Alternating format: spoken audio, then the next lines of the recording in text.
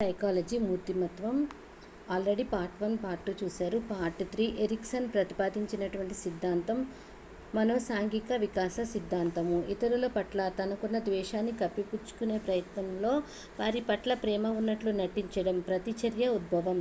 ఇతరుల పట్ల తనకున్న ద్వేషాన్ని కప్పిపుచ్చుకునే ప్రయత్నంలో వారి పట్ల ప్రేమ ఉన్నట్లు నటించడం ప్రతిచర్య ఉద్భవం. వ్యక్తిపై పరిసరాల ప్రభావం ఉండేటటువంటి కాలం. వ్యక్తిపై పరిసరాల ప్రభావం ఉండేటటువంటి కాలం ఫలదీకరణం జరిగినప్పటి నుండి చనిపోయే వరకు. ఫలదీకరణ జరిగినప్పటి నుండి చనిపోయే వరకు.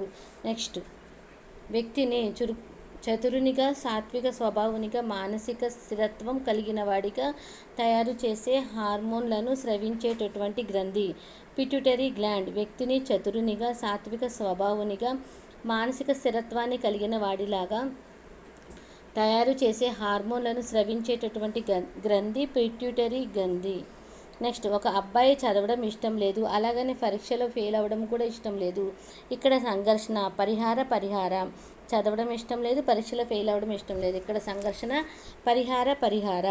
ఎరిక్సన్ ప్రకారం సమాజానికి ఉపయోగపడే సృజనాత్మక ఉత్పాదక కృత్యాలలో పాల్గొనే వ్యక్తుల మనోసాంఘిక క్లిష్ట పరిస్థితి. సృజనాత్మకత, ఉత్పాదకత కృత్యాలలో పాల్గొనే వ్యక్తుల మనోసాంఘిక క్లిష్ట పరిస్థితిని ఉత్పాదకత వర్సెస్ స్తబ్దత అని అంటారు. ఉన్నట్లుండి ఉద్యోగాన్ని కోల్పోయిన వ్యక్తి చిన్నపిల్లాడిలాగా ఏడవడాన్ని ఏ రక్షణ తంత్రం? ప్రతిగమనం. ఉద్యోగం కోల్పోతే సడన్గా చిన్నపిల్లాడిలాగా ఏడవడం అనేది ఏ రక్షణ తంత్రం అంటే ప్రతిగమనం. నెక్స్ట్ బిట్టు, ఎరిక్సన్ ప్రకారం కౌమార దశలో పిల్లలు ఎదుర్కొనే మనోసాంఘిక క్లిష్ట పరిస్థితి. ఎరిక్సన్ ప్రకారం కౌమార దశలో పిల్లల్లో ఎదుర్కొనే మనోసాంఘిక క్లిష్ట పరిస్థితి పాత్ర గుర్తింపు వర్సెస్ పాత్ర సందిగ్ధం. నెక్స్ట్ బిట్టు, ప్రముఖ క్రికెటర్ సచిన్ టెండూల్కర్ పాఠశాల చదువులో రాణించలేకపోయాడు, కానీ క్రికెటర్గా ప్రపంచ ప్రఖ్యాతి సాధించాడు. ఇక్కడ అతడు అనుసరించినటువంటి రక్షణ తంత్రం పరిహారం. విద్యార్థుల మానసిక ఆరోగ్యం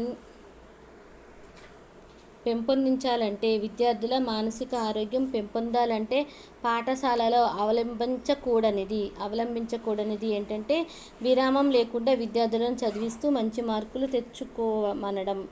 విరామం అనేది ముఖ్యం. విరామం లేకుండా చదివించడం అనేది పాఠశాలలో అవలంబించకూడనిది. నెక్స్ట్ వన్, రాజుకు చెల్లెల్ని ఏడిపించడం ఇష్టం లేదు, అలా అని తన దగ్గర ఉన్న బొమ్మలను ఇవ్వడం ఇష్టం లేదు. రెండు ఇష్టం లేదు కదా. ఇక్కడ రాజు ఎదుర్కొన్న సంఘర్షణ పరిహార. చొరవ వర్సెస్ అపరాధం అనే మనోసాంఘిక క్లిష్ట పరిస్థితిని ఎదుర్కొనే పిల్లల వయసు. చొరవ వర్సెస్ మనోసాంఘిక క్లిష్ట పరిస్థితిని ఎదుర్కొనే పిల్లల వయసు 3 సంవత్సరాల నుండి 6 సంవత్సరాల వరకు. మీకు ఈ వీడియో యూస్ఫుల్గా ఉంటే లైక్ చేయండి, సబ్స్క్రైబ్ చేయండి. పరీక్షల్లో ఫెయిల్ అయిన విద్యార్థి తాను పాస్ అయిన పెద్ద ప్రయోజనం లేదని తాను సమర్థించుకోవడం అనేది హేతుకీకరణం. పరీక్షలలో ఫెయిల్ అయిన విద్యార్థి తాను పాస్ అయిన పెద్ద ప్రయోజనం లేదని తనను తాను సమర్థించుకోవడం అనేది హేతుకీకరణం. నెక్స్ట్ బిట్టు, వ్యక్తి మూర్తిమత్వంపై జననపూర్వ మరియు జననాంతర పరిసర కారకంగా పనిచేసేది. వ్యక్తి మూర్తిమత్వంపై జననపూర్వ జననాంతర పరిసర కారకంగా పనిచేసేది తల్లిదండ్రుల వైఖరి. నెక్స్ట్ బిట్టు, శిశువు శారీరక పెరుగుదలపై ప్రభావం చూపే గ్రంథి. పీయూష గ్రంథి.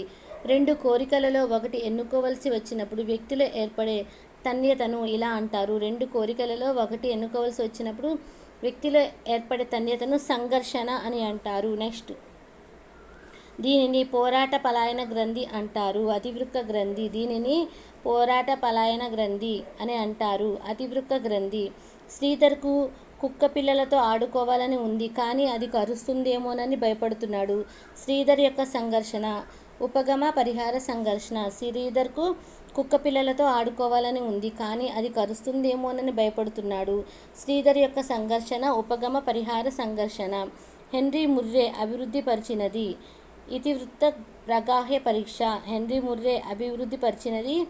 ఇతివృత్త ప్రగాహ్య పరీక్ష. నెక్స్ట్ బిట్టు, ఇడిపస్ కాంప్లెక్స్ ఈ దశలో ఉంది. ఇడిపస్ కాంప్లెక్స్ శిశ్న దశలో ఉంది.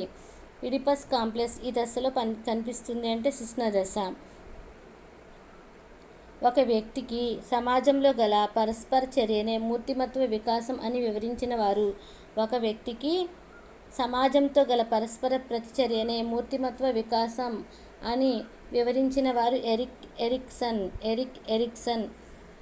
టెక్స్ట్ బుక్లో ఉన్నటువంటి బిట్స్ అన్నీ కూడా బ్యాక్ సైడ్ ఇలా ఉన్నాయి ఆన్సర్స్. మీకు మరిన్ని బిట్స్ కావాలి, ఇంపార్టెంట్ బిట్స్, మోడల్ పేపర్స్ కావాలి అని అనుకుంటే లైక్ చేయండి, షేర్ చేయండి, సబ్స్క్రైబ్ చేయండి.